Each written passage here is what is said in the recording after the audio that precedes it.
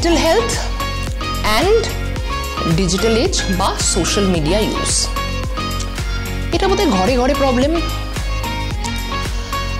আমার ধরুন ক্লিনিকে যেসব মায়েরা আসেন, ছেলে মেয়ের একই সমস্যা, সারাদিন মোবাইল ঘাটছে।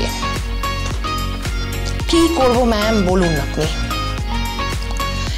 এটা না আমি দুটো ভাগে একটু এক্সপ্লেন করি, ঠিক আছে?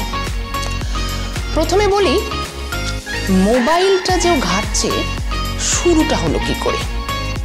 একটু পিছিয়ে যাই, যেরকম সেই চলে যায় পিছন দিকে মুভিতে দেখায়। বাচ্চাটা ছোট, হয়তো 5 বছর বয়স, মা একটু বসে বাবা সারাদিনের কাজকর্ম করে একটু টিভি দেখতে বসেছে। এই সময় বাচ্চা যে মা চলো খেলবে, এইটা এখন করবো, এইটা এখন আঁকবো, এই ওই, বিরক্ত।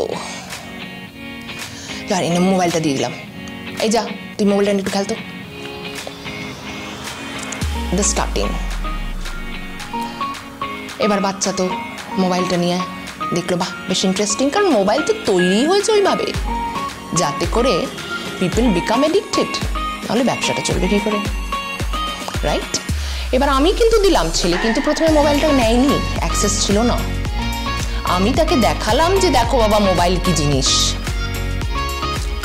এইবার রোজই সিরিয়াল দেখছি, বা রোজই বন্ধুর ফোন আসছে, বা আমি অফিসের কোনো কাজকর্ম করছি বাবা হয়ে, যে আর ছেলে যাতে বিরক্ত না করে। এইবার ছেলে পড়ছে ক্লাস 8-এ, সেই 5 বছরের বাচ্চা, সারাদিন মোবাইলে। পড়ার রেজাল্ট খারাপ, টিচার কমপ্লেন, টিউশন টিচারও বলছে আপনার ছেলে কিচ্ছু পড়াশোনা করছে না, নম্বর ঠিক করে পাচ্ছে না। এবার আমাদের মাথায় হাত, কি করব এবার? কি না তো সারাদিন দেখছি মোবাইলে ডুবে আছে, নয় ফেসবুক, নয় ইনস্টা, নয় ইউটিউব। কারণ জানবেন মোবাইলে এমনভাবে জিনিসগুলো করা, ধরুন একটা আমার পছন্দ হলো না, doesn't matter, I have something else, আমার অ্যাটেনশনটাও বেশিক্ষণের জন্য থাকে না। তাতে করে আলটিমেটলি কি হয়, অ্যাটেনশনের প্রবলেম হয়ে যায়। কিন্তু স্টার্টিংটা হলো কোথা থেকে? আমি তো দিলাম, তাই না? তাহলে প্রথম দেওয়াটা বন্ধ করতে হবে। মানছি দিনের শেষ হয়তো ভালো লাগছে না, তাও কিছুটা সময় একটু কাটাই। দরকার হলে দুজনেই বসে টিভিতে এমন কিছু দেখি যেটা আমার ছেলেও দেখতে পারবে, আমিও দেখতে পারবো। স্টার্টিংটা করলাম আমি, তারপর যখন হাতের বাইরে চলে গেল, ব্যাস। কারণ ওটা তো এক ধরনের অ্যাডিকশন হয়ে যাচ্ছে না, যে ঠিক আছে এখন ফেসবুক দেখতে ভালো লাগছে না, ঠিক আছে আমি ইনস্টা রিলস ভালো লাগছে না, ইউটিউব ভালো লাগছে না, এবার নেটে সার্চ করি। কিছু না কিছু তো রয়েছেই, ইনস্ট্যান্ট গ্র্যাটিফিকেশন।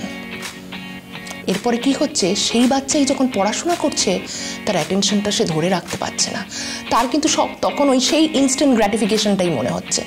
তখন তো আর হচ্ছে না ইনস্ট্যান্ট গ্র্যাটিফিকেশন, সেখান থেকে দেখা যায় যে তার রেজাল্ট ডাউন হয়ে যাচ্ছে।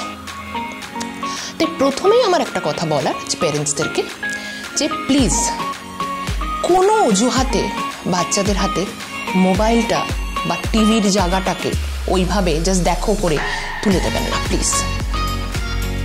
সেকেন্ড, এবার আসি টিনেজারদের গ্রুপটায়।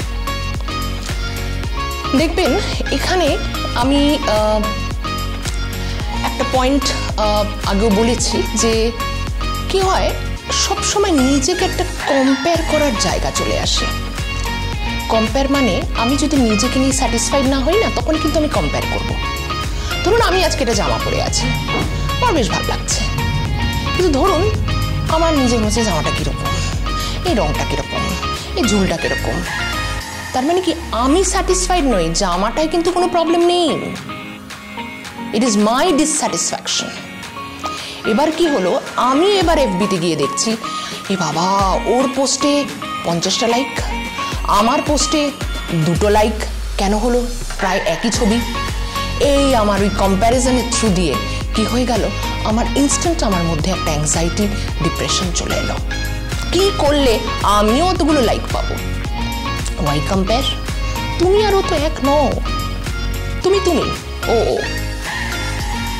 আর ওই লাইকে কি এসে যায়, আসল বন্ধু বানানো দরকার, real friends. Virtual friend 3 lakh হতে পারে, তার মধ্যে আসল বন্ধু কটা? এই জায়গাটা আমাদের ভাবতে হবে।